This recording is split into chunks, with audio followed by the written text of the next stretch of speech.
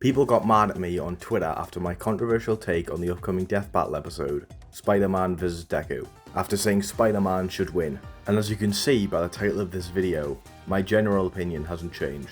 I'm going to explain myself a bit more in depth here, but my opinion is the same. I'm going to break down the fight into categories, speed, abilities, etc. So let's start with... Yeah, this one's obvious. Miles has nothing consistently on the level of Deku's final punch, but it's definitely closer than you think. Miles can take hits from a mind-controlled vision, an alternate version of Thor's hammer, and Ultimate Peter, someone who should definitely be superior to by now, survived a massive explosion, calced by Lucy Agenda on Reddit to be large mountain level, and that's not even mentioning what he's been doing in this current run, boxing demigods with his new maxed form.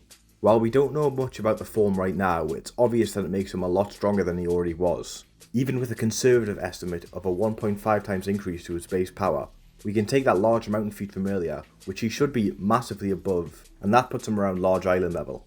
Still not as strong as Deku, but definitely enough to tank a few hits, especially with his new vibranium suit. While not as tough as Black Panther's, to allow for Miles' crazy flexibility, it definitely should help. All these things should put Miles on closer footing with Deku. Maybe not with pure strength, but definitely with durability. Even if you think Miles isn't strong enough to take on Deku, he has ways around his durability, with his...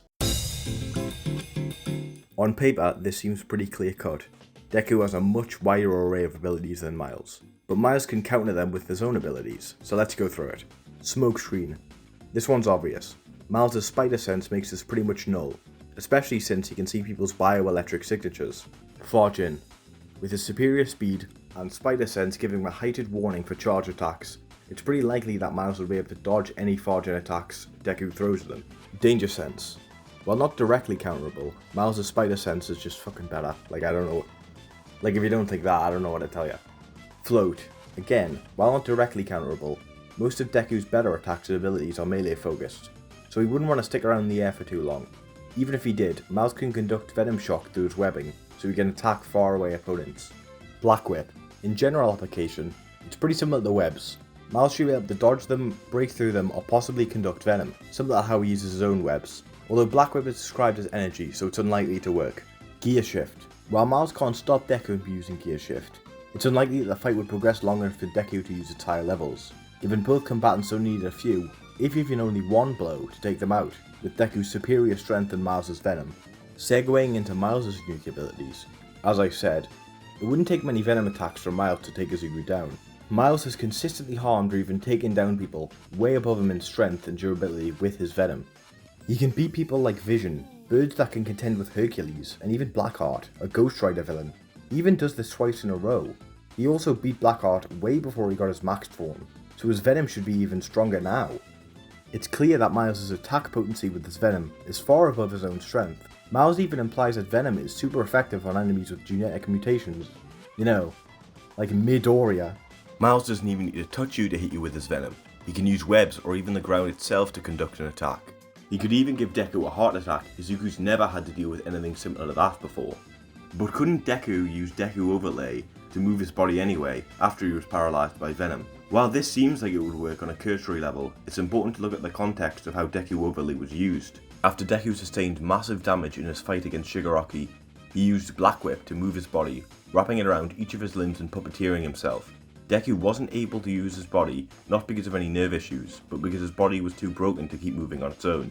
Deku's nerves were seemingly fine, well, relatively, to the rest of his body because he was completely fucked. Backed up by the idea that Deku was presumably controlling Black Whip with his nerves. I mean, what else would he control them with? Deku has never had to deal with someone attacking or shutting off his nervous system before, making Miles' already potent advantage of venom even stronger.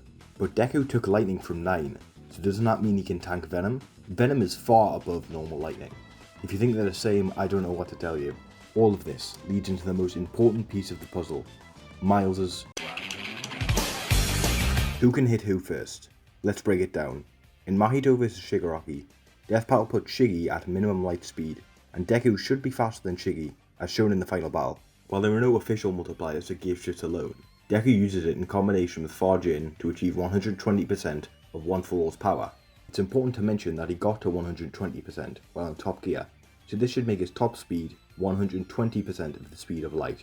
While this is somewhat of a low ball, Deku usually isn't put much higher. For the sake of the argument, we'll say he's double Shige's speed, since he's able to blitz him at certain points in the fight, so double the speed of light for Deku. But what about Jiro dodging All For One's attack? Wasn't that calc to be 60 times the speed of light? Well, that should be an outlier. Nothing else in the show even comes close to that speed, especially considering she's one of the weakest of Class 1A. So how does Miles' speed stack up against Deku's? Very well. While we don't have a lot of concrete stuff for Miles' speed, we can scale him against other Marvel characters. In one of Marvel's most infamous feats, Daredevil is able to react and attack within a nanosecond to destroy a machine. This has been calculated to be around 3.3 times the speed of light at a low ball. And this is Daredevil, someone without any kind of speed enhancing superpowers, and also someone who isn't able to react to Peter Parker's attacks. Using user/synchro scales calc for Peter's attack, it should be around 4.4 times the speed of light. Miles should obviously scale to this. Even if you don't think this is valid, Peter has dodged light multiple times, even multiple beams at once. This speed can most likely be increased further by use of Miles' maxed form.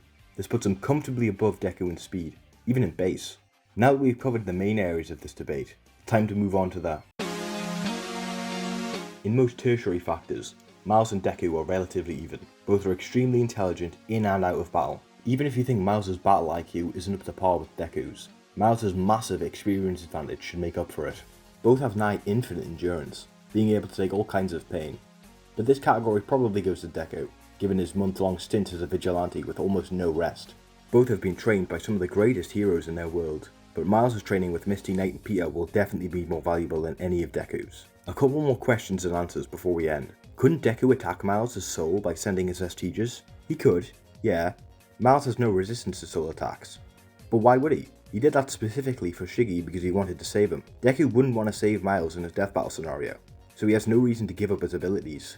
Since Deku was born quirkless, doesn't that mean Miles' venom will be less effective on him, since he isn't a genetic mutant? As soon as Deku got One For All, he became a genetic mutant. Aizawa's erasure still works on him, which targets the quirk factor, which is a mutation. Venom should still be super effective, especially considering when Miles first said his venom works better on genetically mutated individuals.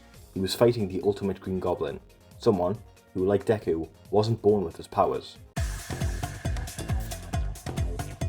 So, after all this, how exactly does Miles win? Essentially, he's faster and he can shock his opponents. No, really. He's faster, especially so with base Deku, and can bypass Izuku's superior durability with his venom attacks. He can dodge any of Deku's attacks with his superior speed and spider sense, and even if he was hit, he should be able to survive the good few attacks given the vibranium suit and his crazy endurance. He's also much more experienced than Deku, so there's not much that Deku could throw at him that would catch him off guard. While Deku is much stronger and can do a lot of things the spider can't, Morales is miles ahead of him in speed, experience and hacks, allowing him to thwip the win out from under Izuku's feet. The winner will be the ultimate Spider-Man. Everyone keeps telling me how my story is supposed to go. Nah, I'm gonna do my own thing.